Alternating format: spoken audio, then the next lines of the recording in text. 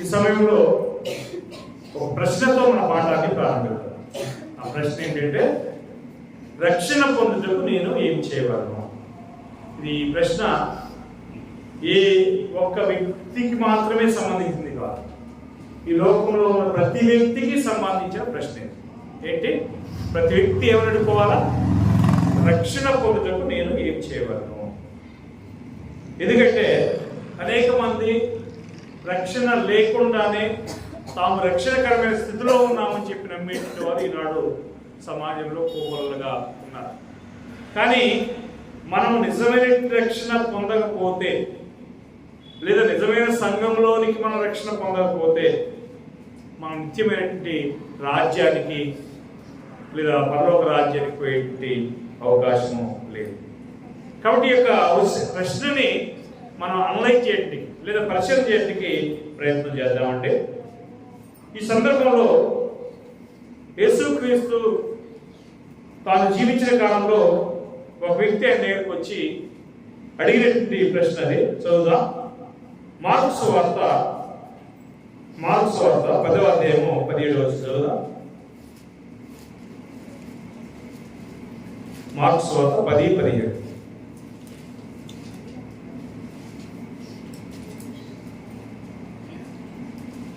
ఆయన బయలుదేరి మార్గంలో పోతుండగా ఒకడు పరిగెత్తుకొని వచ్చి ఆయన ఎదుట మోకాల్లోని, సద్బోధకుడా, నిత్య జీవమునకు వారసుడవుటకు నేనేమి చేయనని ఆయన అడిగాను. ఏమని అడిగాడంటే, యేసుక్రీస్తు ఆయన సేవా దినాల్లో ఆయన సంచరిస్తూ మరి అనేక గ్రామాలకి, ప్రాంతాలకి, పట్టణాలకు వెళ్ళి వాక్యాన్ని బోధించిన సందర్భం మనకు తెలుసు. ఇప్పుడు ఆయన వెళ్తున్నటువంటి సందర్భంలో ఒక వ్యక్తి వచ్చి ఆయన ఇద్దరు మోకాళ్ళుని, సద్బోధకుడా, నిత్య జీవమునకు వారసుడగుటకు నేను ఏం చేయదును అని అడిగాను. సద్బోధకుడు అంటే ఏ గుడ్ మాస్టర్, ఒక మంచి బోధకుడా, నేను నిత్య జీవానికి పోవాలనుకుంటున్నాను, నేను ఏం చేయాలి? మంచి ప్రశ్న కదా. ప్రతి విశ్వాసి కూడా ఈ ప్రశ్న అడగాల్సిన అవసరం ఉంది. బై బ్యాడ్ లక్ మనం అడగలేకపోతున్నాం. నేను ఎలా ఉంటే ఏముంది అనేటువంటి భావంతో అనేక మంది ఉంటున్నాం. కానీ ప్రతి వ్యక్తి కూడా ఈ ప్రశ్న అడగాలి. నేను నిత్య జీవానికి పోవాలంటే, నేను పరలోకానికి పోవాలంటే, లేదా నేను నిత్యమైన ఆశీర్వాదం పొందాలంటే, నేను దేవునికి ఇష్టడుగా ఉండాలంటే నేను ఏం చేయాలి అనే ప్రశ్న అందరికి రావాలి.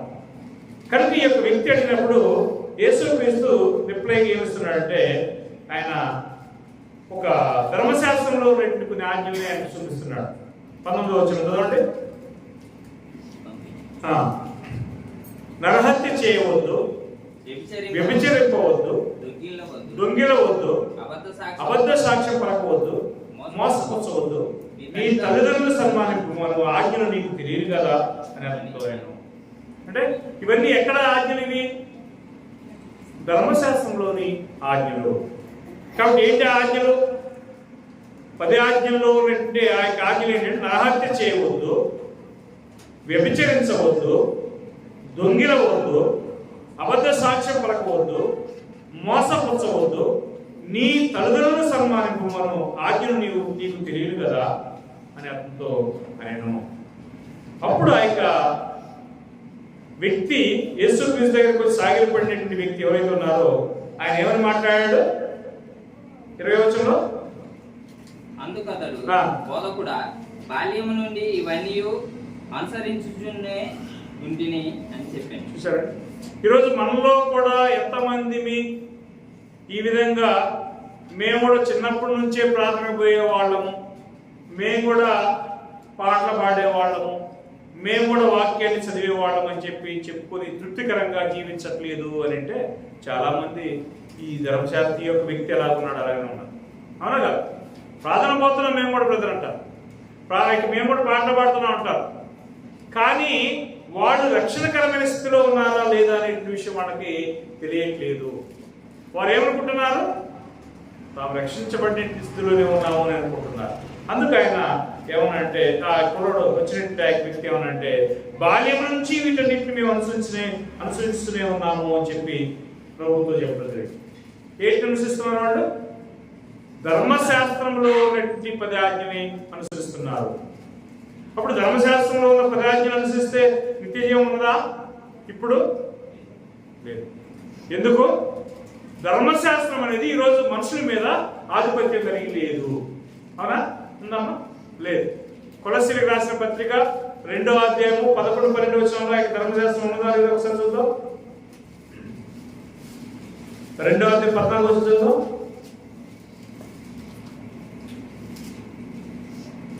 మరియు అపరాధముల వలన శరీరమందు సున్నతి పొందక ఉండుట వలనను మీరు మృతులై ఉండగా దేవుడు వ్రాతపూర్వకమైన ఆజ్ఞలను మన మీద రుణముగాను మనకు విరోధముగాను నుండిన పత్రమును మేకులతో సిలువకు కొట్టి దాని మీద శ్రీవాతను త్రుచివేసి మనకు అడ్డము లేకుండా దానిని ఎత్తివేసి మన అపరాధములన్నిటినీ క్షమించి ఆయనతో కూడా మిమ్మును జీవింపజేసెను. ఆయన ప్రధానులను అధికారులను ఏమన్నాడు చూడండి. అక్కడ మనం ఎలాంటి స్థితిలో ఉన్నామట? అపరాధముల వలన శరీరం ముందు సున్నతి పొందక ఉండటం వలన మనం ఉండటం వలన మీరు మృతులై ఉండగా, ఇక్కడ క్రీస్తులో రానిటువంటి వారి గురించి, క్రైస్తవులు కాబోతున్నటువంటి వారి గురించి మాట్లాడుతున్నాడు. మీరు మృతులై ఉండగా దేవుడు వ్రాతరూపకమైనటువంటి ఆజ్ఞల వలన మన మీద రుణముగాను మనకు విరోధంగా ఉండిన పత్రమును ఏం చేశాడు? మేకులతో శిలువ కొట్టి దాని మీద ఉన్న చేతి వ్రాతను లేదా చేయి వ్రాతను తుడిచివేసి మనకు అడ్డం లేకుండా దాన్ని ఎత్తివేసి మన అపరాధములన్నింటినీ ఏం చేశాడు?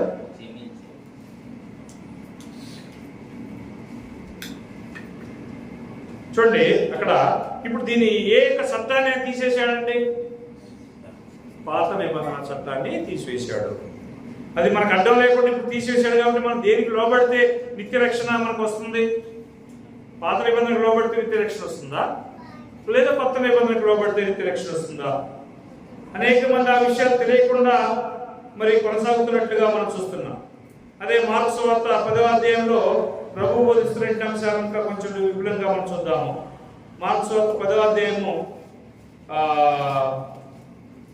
ఆ సందర్భంలో 19వ వచనంలో ఆ యొక్క వ్యక్తికి ప్రభు చెప్పినటువంటి మాటలు చూద్దాం. 20వ వచనంలో ఆ యొక్క వ్యక్తి ఏమనంటే నేను బాల్యం నుండి వీటిని అనుసరిస్తూనే ఉన్నాను అన్నాడు. 21వ వచనంలో యేసు అతను చూసి ప్రేమించి అని అన్నాడు. ఏ వ్యక్తిని కూడా యేసుక్రీస్తు ద్వేషించలేదు. యేసుక్రీస్తు అందరిని కూడా ప్రేమించాడు. అతను చూసి ప్రేమించి నీకు ఇంకా పొదవుగా ఒకటి ఉన్నది, లోపం ఒకటి ఉన్నది, నీవు వెళ్ళి నీ కలిగి ఉన్నవన్నీ అమ్మి పేదలకు ఇమ్ము, పరలోకమందు నీకు ధనము కలుగును, నీవు వచ్చి నన్ను వెంబడించమని చెప్పాను. ఇది చాలా కఠినమైనటువంటి ఒక ప్రశ్న. నీకున్నటువంటివన్నీ అమ్మేసి పేదలకు ఇచ్చి నన్ను వెంబడించంటే ఎవరు పెట్టుకోవడానికి ఇష్టపడతాం? ఈ రోజుల్లో ఎవరు కూడా ఇష్టపడరు కదా. అందుకని దాన్ని కరెక్ట్గా కొత్త నిబంధనలో ఉన్నటువంటి మనకి దాన్ని అప్లై చేయించి అది ఆ విధంగానే ఉండాలి అని చెప్పినట్టు అర్థం కూడా కాదు. దాని అర్థం ఏంటంటే అక్కడైతే ఆయన ఖచ్చితంగా అమ్మేసి పేదలకు ఇవ్వని అన్నాడు. ఇక్కడ ఉన్నటువంటి వాళ్ళు పేదలకి నీ కొన్నదంతా అమ్మేసి ఇవ్వని చెప్పి దేవుడు ఇక్కడ కొత్త నిబంధనలు పోవాలి. కానీ అక్కడ ఒకవేళ నీవు ఆయన వెంబడించగోరినట్లయితే నీ కలిగినవన్నీ విడిచిపెట్టాలి అన్నాడు. అంటే ఏంటి? ఇంట్లో పొలాలన్నీ అమ్ముకుని బికార్లు తిరగాలని కూడా కాదు.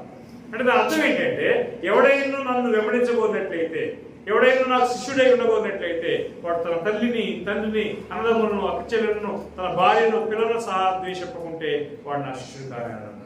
అంటే అర్థం ఏంటి? భార్య వదిలిపెట్టి పిల్లలు వదిలిపెట్టి పోవాలని అర్థమా? తల్లిదండ్రులు గాలి వదిలిపెట్టవని అర్థమా?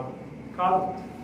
వాళ్ళని సన్మానించాలని చెప్పి దేవునికి వాక్యం చెప్తున్నది. నీ భార్యను ప్రేమించాలని చెప్తున్నది. నీ పిల్లలను చూసుకోవాలని చెప్పబడి ఉన్నది. మరి ఏంటి వదిలిపెట్టమంటాడు ఇక్కడ అంటే నీకు దేవునికి లేదా యేసుక్రీస్తునకును మరి ఆ యొక్క నీ పిల్లలకును అనేది వస్తే ఎవరు ముఖ్యం? యేసుక్రీస్తు దేవుడు, అదే పిల్లల. ఎక్కువ మంది పిల్లల మీదనే ఆశ కలిగి ఉన్నారు. It's bad.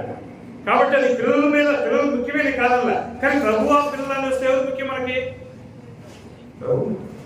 కాబట్టి మనం ఏం చేయాలంటే దేవుని యొక్క కార్యాలకు ఎక్కువ ముఖ్యత ఇవ్వాలి. చూడండి ఇక్కడ ఆ యొక్క విషయం చెప్పిన వెంటనే అతను ఏం చేశాడు చూడండి. 22వ వచనం, అతను మిగుల ఆస్తి గలవాడు కనుక ఆ మాటకు ముఖం చిన్నపుచ్చుకొని దుఃఖపడుచు వెళ్ళిపోయాడు. సహజంగా అర్థం కానప్పుడు మరి ఈ విషయమే జరుగుతుంది మనకు కూడా. హఠాత్తుగా రాగానే నువ్వు ఉన్నదంతా అమ్ముకుని ఆయన నన్ను నమ్మడించాను అంటే వాళ్ళు కూడా అర్థం కాదు కాబట్టి వెళ్ళిపోతారు. కానీ విషయం ఏంటి అని అంటే వాళ్ళకి ఈ విషయాలు అర్థం కావాలి. ఆయన వెంబడించాలంటే నీకు దేవుడా పిల్లలు అని వచ్చినప్పుడు దేవుడు మొదట, తర్వాత పిల్లలు అసలు వదిలిపెట్టమని చెప్పలేదు. నీ భార్యని వదిలిపెట్టమని చెప్పలేదు, నీ తల్లిదండ్రులను వదిలిపెట్టమని చెప్పలేదు. మరి ఏం చెప్పాడు ఆయన అంటే నీకు ముఖ్యమైనటువంటి వాళ్ళు అంటే దేవుడా ఈ కుటుంబాల అంటే దేవుడు నేటి విషయంలో ముఖ్యత్వానికి ఇవ్వాల్సిన అవసరం ఉంది నేటి విషయము అతనికి బోధించబడింది. కానీ అతనికి అర్థం కాక వెంటనే విస్మయంతో వ్యసనం పడుతూ వెళ్ళిపోయాడు. అప్పుడు యేసు చుట్టూ చూసి ఏమన్నాడు? ఆస్తి గలవారు దేవుని రాజ్యంలో ప్రవేశించ ఎంతో. ఆస్తి గలవారు అసలు ప్రవేశించనే లేదు అని అర్థం ప్రభు బోధించిన మాటలు. దాంట్లో నా ఆంతర్యం కూడా మనం తెలుసుకోవాలి. ప్రభు ఏం చెప్తున్నాడు? అసలు ఆస్తి గలవాళ్ళు దేవుని రాజ్యంలో రాలేదు, అసలు దేవుని ప్రేమించలేదని చెప్పే ఉద్దేశంతో చెప్పరు. అక్కడ తెలియక అనేక మంది ఆ విధంగా మాట్లాడుతుంటారు. కానీ కాదు, ఇక్కడ ఏమన్నాడంటే ఆస్తి మీద ఆశ కలిగినట్టు వారు, అంటే ధనాపేక్ష కలిగినట్టు వారు ప్రవేశించారు. అది ఈ ఆస్తి ఉంటే తప్పేముందా? ఆస్తి లేకపోతే మనం ఏం చేయలేము కదా. ఇప్పుడు మనం బట్టలు కొనుక్కోవాలన్నా, తినాలన్నా, ఆ తర్వాత ప్రయాణం చేయాలన్నా మనకి ఏం కావాలా? లేదా ఆరోగ్యం చూసుకోవాలన్నా ఆస్తి కావాలి కదా. అప్పుడు దాన్ని పూర్తిగా వదిలిపెట్టడం దేవుడు చెప్పలే. ఇక్కడ ఏం చెప్తున్నా అంటే ఆస్తి మీదనే నీకు ఒకవేళ ఉద్దేశం ఉంటే నువ్వు దేవుని రాజ్యంలో ప్రవేశించలేవు. అది ఇక్కడ మాట్లాడు. ఒక ధనవంతుడి గురించి మనకు తెలుసు కదా. ధనవంతుడు తనకి పంట ఎక్కడ పోయాలి అనే విషయంలో అతనికి ఒక ఆలోచనలు వచ్చాయి. ఎక్కడ పోసినా అది సరిపోయే పరిస్థితి లేదు. ఇస్తారని బండి వచ్చింది. ఏం చేశాడు? చివరికంటే పాత కొట్ట నీటిని అమ్మేసి కొత్త గోడలను కట్టుకున్నాడు. కట్టుకుని ఎప్పుడు ఏమన్నాడు? నా ప్రాణమా తినుము, త్రాగుము, సుఖించము, అనేక సంవత్సరాలు నీకు కావాల్సినటువంటి సాంపాద్యాన్ని కావాల్సిన దాన్ని సమకూర్చి పెట్టాను, తిను అన్నాడు. అప్పుడు దేవుడు వెంటనే తన సమాధానం ఇచ్చాడు. తెలివాడా, ఈ రాత్రి నీ ప్రాణం ఒకవేళ పోతే, ఈ రాత్రి నీ ప్రాణాన్ని నీవు ప్రాణం తీసి చూస్తున్నటువంటి వారు నేను అడిగితే నీవు సంపాదించినవి ఎవరి అవుతాయి ఏం చెప్పాను? చేసుకోవడానికి కుదురుతుందా? మనం సంపాదించుకునే ఆస్తి తీసుకుని పనిలోకి అంటే మనం పోయేటప్పుడు తీసుకుని పోతాము, పోలేము కదా. కాబట్టి అది ఎవరు పాలవుతుంది? వేరొకరు పాలవుతుంది అనే విషయం మనం గమనించాల్సిన అవసరం ఉంది. నా యొక్క జీవితంలో చాలా మంది నేను చూశాను, నాతో పనిచేసే వాళ్ళ కొంతమంది చూశాను. వాళ్ళు పాపం కష్టపడి తినరు, కష్టపడి మంచి బట్టలు కట్టుకోరు, తర్వాత మంచి చెప్పులు వేయరు, మంచి షూస్ ధరించరు, అన్ని దాచిపెట్టారు. చివరికి పిల్లలు పెళ్లి చేసినప్పుడు పిల్లలు పని మానవుడు దొరికాడు. వాడు తాగడానికి ప్యాకెట్ ఖర్చు పెట్టాడు ఆస్తి. చూడండి, నేను ఒక వ్యక్తిని గురించి నాకు తెలిసిన వ్యక్తి గురించి చెప్తాను. చివరికి ఏమైంది? ఎవరు తిన్నాడండి? ఏం తినలే, వేరే వాడు తిన్నాడు కదా. కాబట్టి మనం ఏం చేయాలంటే దేవుని కోసం మనం ఆ ప్రయాసపడే కార్యంలో దేవుని యొక్క ఆ దేవుడు మనకు ఇచ్చినటువంటి దాన్ని ఉపయోగించాలి. మనం తినకుండా తాగకుండా దాన్ని అదే మనకు ముఖ్యత్వం అని చెప్పి అనుకున్నట్లయితే ఏమైంది? ఆ యొక్క ధనవంతుని యొక్క పరిస్థితి. ప్రవేశించాడు పరలోక రాజ్యంలో. ఏమన్నాడు? నీవు ఈ రాత్రి నీ ప్రాణం పోతే నీవు సంపాదించిన ఏమైనా అవుతాయని చెప్పి ప్రభు అడిగాడు. అంటే తన కోసం తామే జీవించేట వారు తమ పరలోక రాజ్యంలో ప్రవేశించడం కుదురుతుందా? కుదరదు. కాబట్టి ఇక్కడ ఈ యొక్క వ్యక్తిని చూసి కూడా ప్రభు అదే చెప్పాడు. అప్పుడు ఆయన ఈ యొక్క మాటలు చెప్పేసరికి వారు విస్మయం ఉంది. వారు ఏమన్నారంటే యేసు తిరిగి వార్త చెప్పాను, పిల్లలారా తమ ఆస్తి ఎందుకు నమ్మించేవారు దేవుని రాజ్యంలో ప్రవేశించే ఎంతో దుర్లభము. అంటే అబ్రహాం ఉన్నాడు ఆస్పరుడైన, యోబు ఉన్నాడు ఆస్పరుడైన. తూర్పు దేశ జనందరిలో కూడా యోబు లాంటి ఆస్పరుడు ఎవరు లేరని చెప్పాడు. ఆ యొక్క అబ్రహాం యొక్క ఆస్తి 318 మంది దాసులే ఉన్నారట. అంటే ఎంత ఆస్తి ఉండాలా, ఎంత వాళ్ళ జీతాలు ఇవ్వాలా, ఎంత భోజనం ఉండాలా, విస్తారమైన ఆస్తినే కాదు. మరి అలాంటి ఆస్పరుడు దేవుని దృష్టిగా ఉన్నాడా? పరలోకంలో ఆయన అంటే ఆ ఆదరణకరమైన స్థలంలో ఆ యొక్క ఆదరణని ఉదాస్తున్నాడు లేదా? అంటే ఆస్తిపరుడు పరలోకంలో ఆ యొక్క దేవుని రాజ్యానికి వారసు అవుతాడా? అవుతాడు. కానీ ఆ ఆస్తి మాత్రమే నాకు ప్రాపకము, ఆస్తి మాత్రమే నాకు ముఖ్యము అని చెప్పినటువంటి వారు మాత్రం ప్రవేశించబోయేది లేదు అనే విషయాన్ని మనం చూస్తున్నాం. కానీ ప్రియమైన దేవుని బిడ్డలారా, మనం దేవుని యొక్క రాజ్యంలోనికి ప్రవేశించాలంటే మనం ఏం చేయాలి? అదే రక్షణ పొందాలంటే మనం ఏం చేయాలి? వాస్తవంగా దురదృష్టశాత్తుగా మనలో అనేక మంది ఈరోజు మరి ఆ ఆస్తిపరుడైనటువంటి ఆయన ధనవంతుని పోలే ఉన్నట్టుగా కనబడుతుంది. చూడండి, అపోస్తలుల కార్యం 2వ అధ్యాయం 36 నుంచి చూసినట్లయితే అక్కడ యూదులకు ఆ రోజు చెప్తున్నాడు, మీరు సిలువ వేసినటువంటి యేసుని దేవుడు క్రీస్తుగాను ప్రభువుగాను ఆయన్ని నియమించాడు. కాబట్టి వారు ఏం చేయాలన్నాడు? 37 ఏం చేయాలన్నాడు? వారు వచ్చి అన్ని అడిగారు. హృదయంలో నొచ్చుకొని, సహోదరులారా మేమేం చేద్దామని పేతురును కడమ అపోస్తలులను అడగగా, పేతురు, మీరు మారు మనసు పొంది పాప క్షమాపణ నిమిత్తము ప్రతివాడు యేసుక్రీస్తు నామమున బాప్తిసము పొందుడి, అప్పుడు మీరు పరిశుద్ధాత్మ అనువరమును పొందుదురు. ఇక్కడ యేసుక్రీస్తు వారితో బోధిస్తున్నటువంటి విషయం గమనిస్తే, మీరు మారు మనసు పొంది పాప క్షమాపణ నిమిత్తం ప్రతివాడు యేసుక్రీస్తు నామమున బాప్తిసము పొందుడి. ఇక్కడ మీరు విశ్వసించేది చెప్పలేదు మరి ఆయన. యూదులకు ఆల్రెడీ విశ్వాసం కదా, అవునగా అయ్యారా మేము ఏం రక్షణ పొందాలంటే ఏం చేయాలని అడిగారు అంటే ఆల్రెడీ అర్థం ఏమర్థం ఉన్నట్టు వారు విశ్వసించినట్టు, విశ్వసిస్తేనే ఆ మాట వస్తుంది. కాబట్టి ఏమన్నంటే మీరు మారు మనసు పొంది పాప క్షమాపణ నిమిత్తం ప్రతి వాడు యేసుక్రీస్తు నామమున బాప్తిసం పొందుడి, అప్పుడు మీరు పరిశుద్ధాత్మను వరమును పొందుదురు. అంటే ఇక్కడ గమనించినట్లయితే మీరు రక్షణ పొందాలంటే ఏం చేయాలంటే చెప్పాలి మన సహోదరి. రక్షణ పొందాలంటే ఫస్ట్ వినాలి, అంతే కదండి. వారికి వినడం వల్ల ఏమొస్తుంది? విశ్వాసం వస్తుంది. విశ్వాసం వచ్చిన తర్వాత ఏం చేయాలా? మారు పొందాలి, తర్వాత ఒప్పుకోవాలి, తర్వాత బాప్తిసం. ఇది ఈ కార్య స్టెప్స్ ఉన్నాయి. కాబట్టి మనం మారు పొంది మనలో ప్రతివాడు కూడా పాప క్షమాపణ నిమిత్తం మనం బాప్తిసం పొందాలి. బాప్తిసం అనేది ముఖ్యమైన. ముందు మీరే చూశారు కదా, ఆయన స్కూల్ హెడ్ మాస్టర్ మన దగ్గర పనిచేసినట్టు. మరి స్కూల్ హెడ్ మాస్టర్ అంటే ఆయనకి అంత తక్కువ సంబంధం లేదే, మంచి స్థిరంగా ఉన్నాడు. ఆయన యూట్యూబ్లో పోవడం కంటే మంచి ఆయన స్థిరంగానే ఉన్నాడు. అలాంటి వ్యక్తికి అవసరమైన రక్షణ ఆయనకి అవసరమే. కాబట్టి ఆయన ఏం చేశాడు? వచ్చి నాకు రక్షణ కావాలి అని చెప్పి 4 రోజులు మా ఇంటి చుట్టూ తిరిగాడు. తిరిగి రక్షణ పొందాడు.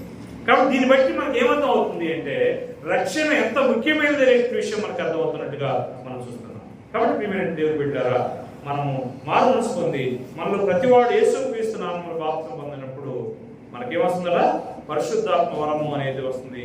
అది అక్కడ మొదటి శతాబ్దంలో ఉన్నటువంటి వారికి మాత్రమే ఆ వరం అనేది మనం చూస్తున్నాం. కనుక ఇక్కడ ఈ మాట చెప్పిన తర్వాత వారు వెంటనే ఏం చేశారు? అక్కడ 41 వచ్చింది చదవండి. 40-41 వచ్చింది. ఇంకను అనేక విధములైన మాటలతో సాక్ష్యమిచ్చి, మీరు మూర్ఖులకు ఈ తరం వారికి వీరై రక్షణ పొందుడని వారిని హెచ్చరించాను. చూశారా? అంటే వాళ్ళకి రక్షణ లేదనే విషయం ఆయన గ్రహించాడు, వారికి చెప్పాడు. వాళ్ళు కూడా తమకు రక్షణ లేదనే విషయాన్ని నమ్మారా లేదా? నమ్మారు. నమ్మి ఏమన్నారు? మీరు మూర్ఖులకు ఈ తరం వారికి రక్షణ వేరే రక్షణ పొందని వారిని హెచ్చరించను. కాబట్టి ఆయన వాక్యమును అంగీకరించిన వారు కాబట్టి అతని వాక్యము అంగీకరించిన వారు బాప్తిసము పొందిరి. ఆ దినమందు ఇంచుమించు 3000 మంది చేర్చబడిరి. ఆయన వాక్యమును అంగీకరించిన వారు బాప్తిసం పొందిరి. రక్షణ పొందడానికి ఏం చేయాలట? బాప్తిసం పొందాలి. కాబట్టి పేతురు మాటలు విన్నటువంటి వాళ్ళు ఆ యొక్క మాటలు విని బాప్తిసం పొందిరి. ఒకే రోజు ఎంతమంది బాప్తిసం పొందారు? అది నాన్న 3000 మంది బాప్తిసం పొందారనే విషయాన్ని చూస్తాం. కనుక పొందినటువంటి వీళ్ళు ఏ విధంగా ఉన్నారు? 42 వచ్చారు. అపోస్తుల బోధనను, సహవాసమును, రొట్టె విషయాలను, ప్రార్థన చేయడం ఎడతెగక ఉండిరి. కాబట్టి మనం కూడా బాప్తిసం పొందిన తర్వాత ఏం చేయాలా? ఇలా దేవుని కార్యాలు ఆసక్తి కలిగినటువంటి వారుగా మనం ఉండాల్సినటువంటి అవసరం ఉంది. చూడండి, వీళ్ళు ఈ యొక్క సౌలు గురించి మనం చూసినట్టు సౌలు ఏ విధంగా ఉన్నాడు ఒకసారి చూడండి. అంటే పౌలు సౌలు అపోస్తలుల 7వ అధ్యాయము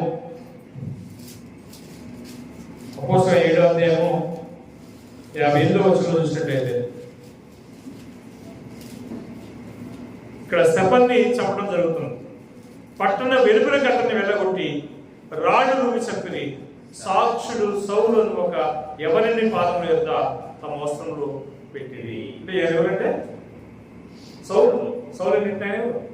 పౌలు. కాబట్టి ఈ యొక్క సౌలుకి ఏం లేదు, ఇక్కడ రక్షణ లేదు. ఈ పౌలుకి ఏం లేదు? విశ్వాసం ఉంది, ఏ విశ్వాసం ఉంది ఆయనకి? యెహోవా దేవుడే ఒక దేవుడు, ఆయన కాకుండా వేరొక దేవుడు కూడా లేరు. ఆయనకి ఆయన చెప్పిన మాట కూడా, అంటే ఆయన చెప్పిన మాట ఆయనకు అర్థం కాదు. తన కుమారుడు యేసుక్రీస్తు ఈ లోకానికి పంపించాడు అనే విషయం ఆయనకు అర్థం కాదు. కాబట్టి ఆయన యేసుక్రీస్తుని కానీ లేదా యేసుక్రీస్తు కోసం పనిచేసినట్టు స్తెఫను లాంటి వాళ్ళని కానీ ఏం చేశాడు? హింసించాడు. చూడండి, అక్కడ ఇతను ఆ స్తెఫను చంపుతా ఉంటే వారి యొక్క చంపెట్టిన వారి యొక్క వస్త్రాలకి ఈయన కావలే ఉన్నట్టుగా మనం చూస్తున్నాం. కరెక్ట్ ప్రియమైనటువంటి వాళ్ళ ఈ స్తెఫను ఎలాంటి వ్యక్తి, ఏ విధంగా ఏం చేశాడు ఒకసారి చూడండి. అపోస్తలుల కార్యం 8వ అధ్యాయం 3వ వచనంలో, అపోస్తలుల కార్యం 8:3. సౌలైతే ఇంటింటా వచ్చి పురుషులను స్త్రీలను ఈడ్చుకొని పోయి చెరసాల్లో వేయించి సంఘమును పాడు చేయుచుండెను. చూశారండి, సౌలు ఆయన మారుమనసు పొందక ముందు ఏం చేస్తున్నాడు? ఇంటింట వచ్చి పురుషులను స్త్రీలను ఏడ్చకపోయి చెరసాల్లో వేయించి సంఘమును పాడు చేయుచుండెను. అంత భయంకరమైనటువంటి పరిస్థితుల మధ్యలో మొదటి శతాబ్దం క్రైస్తవం కొనసాగింది. వాళ్ళు ఎలాంటి పరిస్థితుల్లో ఉన్నారని చెప్పి క్షణం వారు భయపడుతూ జీవించవలసిన పరిస్థితి వచ్చింది.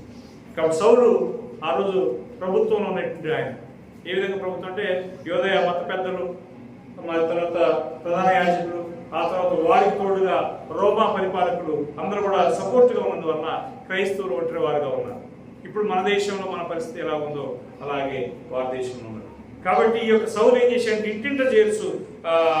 ఇంటింట చొచ్చి ఏం చేశాడు? వారిని నేర్చుకొచ్చి శరసాల్లో వేయించడము, చంపటం చేస్తూ ఉండేవాడు. తర్వాత 9వ అధ్యాయము 3వ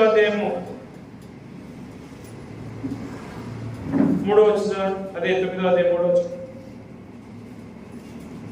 అతడు ప్రయాణము చేయుచు దమస్కునకు వచ్చినప్పుడు అకస్మాత్తుగా ఆకాశము నుండి ఒక వెలుగు అతడి చుట్టూ. 2వ వచనం. ఈ మార్గం అందున్న పురుషులైనను స్త్రీలైనను కనుగొనిన ఎడల వారిని బంధించి యెరూషలేమునకు తీసుకొని వచ్చుటకు దమస్కులోనే సమాజముల వారిని పత్రికలిమ్మని అడిగాను. ఎందుకోసం ఆయన ప్రయత్నం చేస్తున్నాడు? ఆయన యోదయ మతంలో ఉన్నప్పుడు ఎవరైనా క్రీస్తునందున్నటువంటి వారైతే, వారు పురుషులు కావచ్చు స్త్రీలు కావచ్చు, ఎవరైనా ఆయన కనపడితే వారిని ఏం చేసేవాడు? 2వ వచనంలో బంధించి యెరూషలేముకు తీసుకుని వచ్చుటకు దమస్కులోని సమాజంలో వారికి పత్రికలు ఇవ్వని అడుగుట కోసం అక్కడ పోయాడు. చూసారా?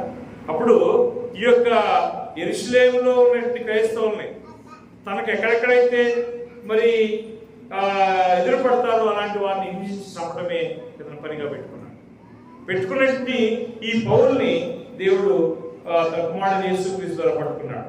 చూడండి 23వ అధ్యాయం 1వ వచనంలో ఏ విధంగా ఉన్నాడు? ఆది అపోస్తలుల కార్యం 23:1. అపోస్తలుల కార్యం 23:1.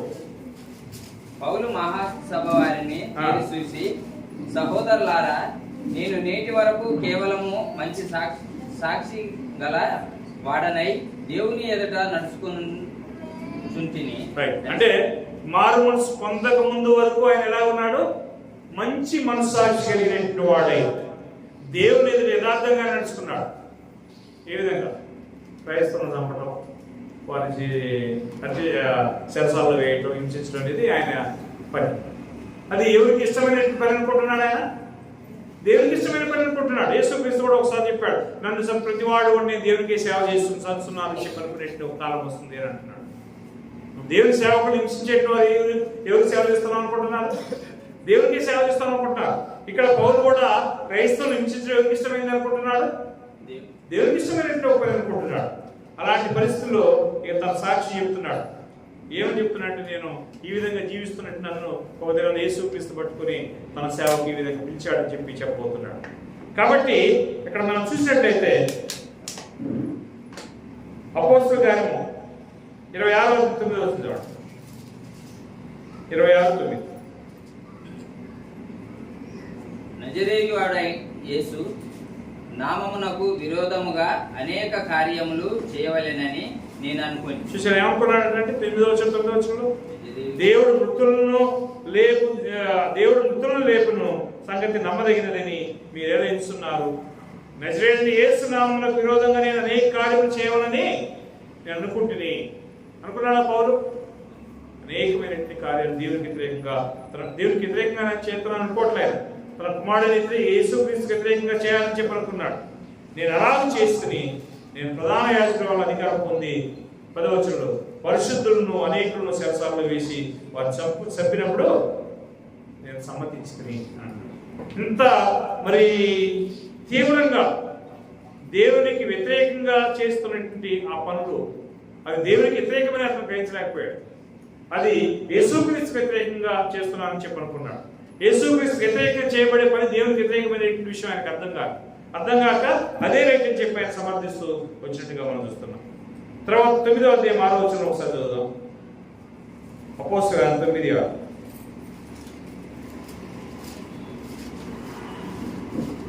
లేచి పట్టణంలోనికి వెళ్ళుము, అక్కడ నీవు ఏమి చేయవలెనో అది నీకు తెలుపబడునని చెప్పాను. పట్టబడిండే ప్రభు చేత పట్టబడి మిట్ట మధ్యాహ్నం ఇదే టైం, దాదాపు 12:30 టైం మనకు చెప్పలేదు కదా. మిట్ట మధ్యాహ్నం చెప్పండి. ఆ మిట్ట మధ్యాహ్నము ఏం జరిగింది అంటే ప్రభు నేరుగా ఆయనకి ప్రత్యక్షుడయ్యాడు. ప్రత్యక్షమైనప్పుడు ఆయనకి వెలుతురికి తన కళ్ళకి పళ్ళగన్నాయి. వెంటనే పడిపోయిన తర్వాత ఏమన్నాడు? ప్రభు నువ్వు ఎవడవే అని చెప్పి అడుగుతాడు. అప్పుడు యేసుక్రీస్తు ఏమంటాడు?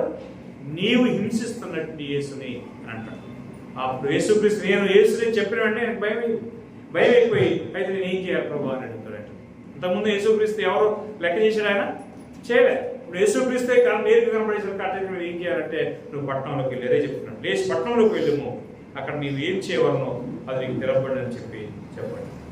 కానీ ప్రియమైన దేవుని బిడ్డలారా, ఆ యొక్క దమస్కు పట్టణంలో పోయిన తర్వాత అక్కడ అననీ అనేటువంటి ఒక సహోదరుడు యేసుని పౌలుని ఆదరించి అతనికి ప్రార్థన చేసి అతనికి బాప్తిసం ఇవ్వడం జరుగుతుంది.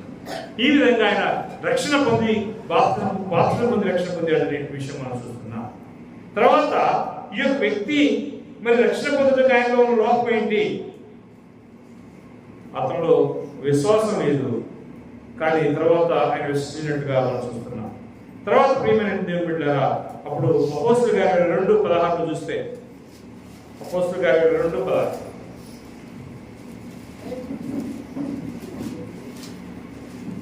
కనుక నీవు తడువు చేయటెందుకు? లేచి ఆయన నామం బట్టి ప్రార్థన చేసి బాప్తిసం పొంది నీ పాపమును కడిగేసుకోమని చెప్పి ఈరోజు నన్ను అదే అడుగుతున్నాడు. ఒకవేళ బాప్తిసం పోతే అంతేనా? ఏం చేయమన్నాడు? లేచి నీవు తడువు చేయటం ఎందుకు? లేచి ఆయన నామం బట్టి ప్రార్థన చేయమని. సహోదరి గారు, మీరు ఇంకా బాప్తిసం అందకపోతే ఇంకా తడువు చేయటం ఎందుకు? లేచి ఆయన నామం బట్టి బాప్తిసం ఉంది, ప్రార్థన చేసి బాప్తిసం ఉంది, నీ పాపమును కడిగి వేసుకున్నాము అని చెప్పి ఆయన చెప్తున్నాడు.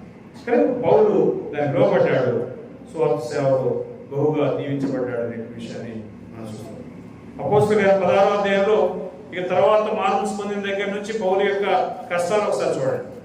అపోస్తలుల కార్యాలు 16వ అధ్యాయం 25 నుంచి 30 వచనాలు ఒకసారి చూడండి. అపోస్తలుల కార్యాలు 16వ అధ్యాయం 25 నుంచి 30 వచనాలు. రాత్రి వేళ పౌలును సేవయు దేవుని ప్రార్థించుచు కీర్తన పాడుచుండెను, ఖైదీలు వింటుండెను. అదే అప్పుడు అకస్మాత్తుగా భూకంపము కలిగెను, చెరసాల పునాదులు అదిరెను, వెంటనే తలుపులనేవి తెచ్చుకొనెను, అందరి బంధకములు ఊడెను. అంతలో చెరసాల నాయకుడు మేలుకొని చెరసాల తలుపులనేవి తెరుచుండట చూసి ఖైదీలు పారిపోయారనుకొని కట్టి దూసి తాను చంపుకొని పోయాను. అప్పుడు పౌలు, నువ్వు ఏ హాని చేసుకునవద్దు, మేమందరం ఇక్కడనే ఉన్నామని బిగ్గరగా చెప్పాను. అతడు దీపము తెమ్మని చెప్పి లోపలికి వచ్చి వణుకుచు సౌలును సీలను సాగలపడి వారిని వెలుపలకు తీసుకుని వచ్చి, అయ్యలారా, రక్షణ పొందుటకు నేనేమి చేయవలను? అందుకు వారు, ప్రభువైన యేసునందు విశ్వాసం ఉంచుము, అప్పుడు నీవును నీ ఇంటి వారు రక్షణ పొందుతారని చెప్పి అతనికి అతని ఇంటి వారందరికీ దేవుని వాక్యం బోధించేది.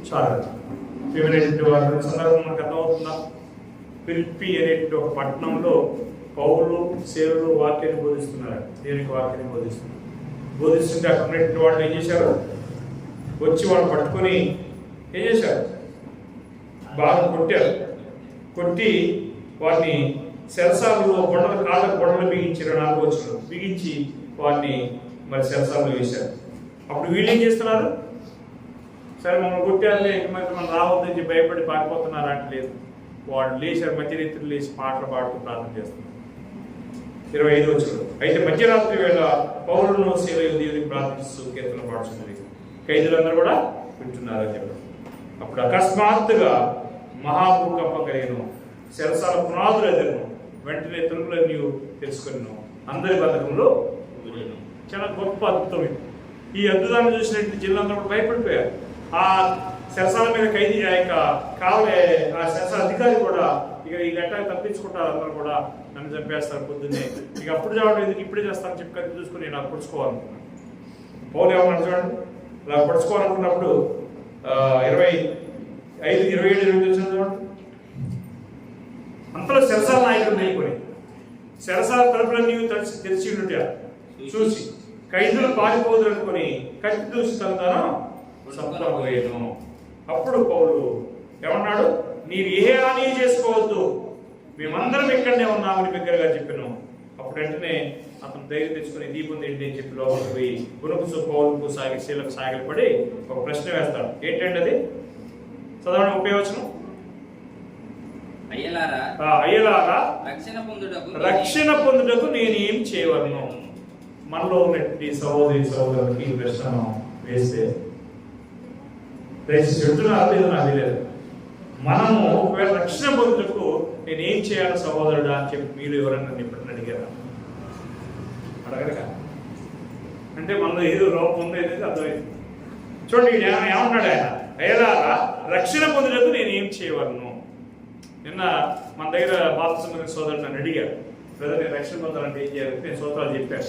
అట్నే ఇప్పుడు మీరు కూడా ఒకవేళ బాప్తిసం పొందకుండా రక్షణ పొందకుండా ఉన్నటువంటి మన సహోదరులు ఎవరైనా మనకు తెలుసు, అలాంటి వాళ్ళు ఈ యొక్క ప్రశ్న అడగాల్సిన బాధ్యత మనకు లేదా? రక్షణ పొందుటకు నేను ఏం చేయవలను అని అన్నప్పుడు పౌలు ఏమన్నాడు 31వ వచనంలో, యేసునందు విశ్వాసం ఉంచుము. విశ్వాసం అంటే ఒక విశ్వాసం మాత్రమే కాదు, ఇక్కడ వినాలి, విశ్వసించాలి, మార్పు పొందాలి, ఆ తర్వాత ఒప్పుకోవాలి, బాప్తిసం, ఇన్ని క్రియలు ఉన్నాయి.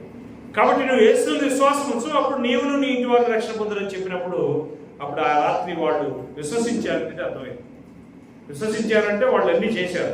కానీ చేసిన తర్వాత వారికి ఏం చేశాడు ఆయన? ఆ గడియలోనే 33వ వచనంలో, గడియలోనే అతడు వారిని తీసుకుని వచ్చి వారి గాయములు కడిగాను. వెంటనే అతడును అతని ఇంటి వారందరూ బాప్తిసం చూశారు. తాను తన ఇంటి వారిను బాప్తిసం పొందారు. ఎందుకు పొందారు వాళ్ళు? ఇది దైవ కార్యమా జరిగింది అంటే దైవ కార్యమే.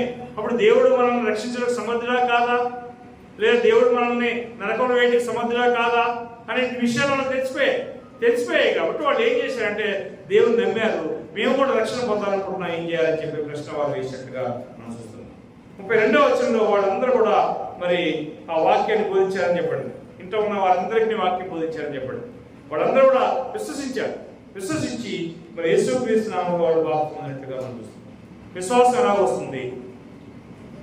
10-17 రోమా తెలుసు కదా, వినుట వలన విశ్వాసం వస్తుంది, వినుట క్రీస్తు గురించినటువంటి మాట వలన వస్తుంది అనే విషయాన్ని మనం ఈ యొక్క జైలులో ఎవరు అంటే అతను ఒక అన్యుడై ఉంటాడు. రోమా ప్రభుత్వంలో పనిచేసిన వ్యక్తి కాబట్టి రోమిడై ఉంటాడు. కాబట్టి ఆ యొక్క రోమా పరిపాలనలో ఉన్నటువంటి ఆ యొక్క ఒక అన్య వ్యక్తి ఆ రాత్రి బాప్తిసం పొందాడు అని అంటే అది నీకు నాకు ఏమంతం అవుతున్నది? రక్షణ పొందాలంటే నాకు కూడా అవసరమేనా? అది ఖచ్చితంగా అవసరమే. మీరు ఒకసారి ఇథియోపియా మంత్రి చూసినట్లయితే యెరూషలేము నుంచి గాజాకి పోయి వస్తుంటాడు వారం. ఎందుకు? శనివారం ధర్మశాస్త్ర ప్రకారం ఆరాధన ఎప్పుడు అక్కడ వాళ్ళకి శనివారంలో ఆయన గాజా నుంచి యెరూషలేము పోయి ఆరాధన చేసుకుని వస్తున్నటువంటి క్రమంలో ఆయన యెషయా గ్రంథం చదువుతున్నప్పుడు ఆయనకు అర్థం కావట్లేదు. అప్పుడు ఫిలిప్ పోయి దేవుని యొక్క సత్యాన్ని ఆయన వివరించి మరి నువ్వు చదువుతున్న గ్రహిస్తావంటే నాకు ఎవరు చెప్పు, నాకే తెలుస్తుంది అడుగుతాడు. వెంటనే ఆయన సత్యాన్ని బోధిస్తాడు. బోధించిన తర్వాత పోత నీళ్లు కనపడితే అదిగో నీళ్లు అక్కడ నాకు బాప్తిసం ఇచ్చినప్పుడు నీకు ఆటంకం ఏంటి అని అడిగాడు. మరి మనం బాప్తిసం పొందడానికి ఆటంకాలు ఎన్నో ఉన్నాయి. ఏమిటో మరి అది పొందనట్టు వాళ్ళకి తెలుసు కదా. ఆ ఆటంకాలన్నింటినీ మనం వదిలిపెట్టుకోవాలి. మనం ఒక సేవకుడు చూసి అడగాలి, ఏమని నాకు బాప్తిసం ఇచ్చినప్పుడు నీకేంటి ఆటంకమో, నేను రెడీ అని మీరు చెప్పాలి. అంతేగాని సేవకుడే బతినాడి మీరు రక్షణ పొందాలని చెప్తే సంవత్సరాలు పడుతుంది. ఎందుకు పడుతుంది సంవత్సరాలు చెప్పండి? మనం బాగా లోపల పేరుకుపోవడం వల్ల అది పోవాలంటే చాలా కష్టం. కాబట్టి మనం ఏం చేయాలంటే మార్పు చెందాలి. ఎప్పుడు ఉన్నట్టుగానే ఉన్నట్లుగా మనకు రక్షణ ఉందా? ఇది రోజు హఠాత్తుగా ఎవరో ఒకరు మనం చనిపోతాం, ఏదో ఒకటి తుఫాన్ వచ్చో, లేకపోతే భూకంపం వచ్చో, లేకపోతే ఇంకేదో ఆపద వచ్చో మనం అందరూ తెలిసిపోతాం. ఎక్కడ పోవాలి? ఇంతగా ప్రయాసపడినంత నరకానికి పోవడానికేనా? కాదు కదా. ఇన్ని సంవత్సరాలు మనం అవుతున్నాము, వింటున్నాం కదా, నరకానికి పోవడానికేనా? కాదు కదా. మరి ఏదో ఒక మనం చనిపోతాం కాబట్టి మనం పరలోకానికి పోవాలంటే ఏం చేయాలి? రక్షణ పొందాలి. రక్షణ అంటే ఏంటంటే బాప్తిజం. కాబట్టి ఆ యొక్క బాప్తిజాన్ని పొందకపోతే ఏమవుతుంది? రక్షణ పొందాలంటే పొందాం కదా. కాబట్టి మనం ఏం చేయాలంటే ఖచ్చితంగా దేవుని యొక్క మార్గం నడవడానికి రక్షణ అనేది మనం పొందాల్సిన అవసరం ఉంది. కాబట్టి ప్రియమైన దేవుని బిడ్డలారా, మరి మనం యేసుక్రీస్తునందు ఆయన యొక్క వాక్యాన్ని వినాలి, రెండవది నమ్మాలి, మూడవది మార్గం పొందాలి, నాలుగవది ఒప్పుకోవాలి, ఐదవది బాప్తిసం పొంది క్రీస్తు సంఘం అనేటువంటి రాజ్యంలోనికి నీవు కానీ ప్రవేశించినప్పుడు మాత్రమే మనం దేవుడితో లింక్ అయిపోయి ఉంటాము. దేవుడు అప్పుడే మనం తెలుసుకోవాలి పరలోకాన్ని, ఆయన రాక కుమారుడైన యేసుక్రీస్తు రాక. కాబట్టి ఆ యొక్క కార్యాన్ని ఆలోచించాల్సిందిగా మరి మీ అందరినీ అప్పీల్ చేస్తూ ఈ చిన్న ప్రసంగాన్ని దేవుడు దీవించవలసిందిగా కోరుతూ ముగిస్తున్నాను.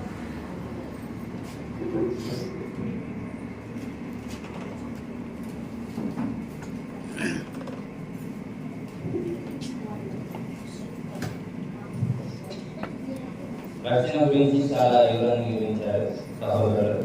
అదేవిధంగా ఈ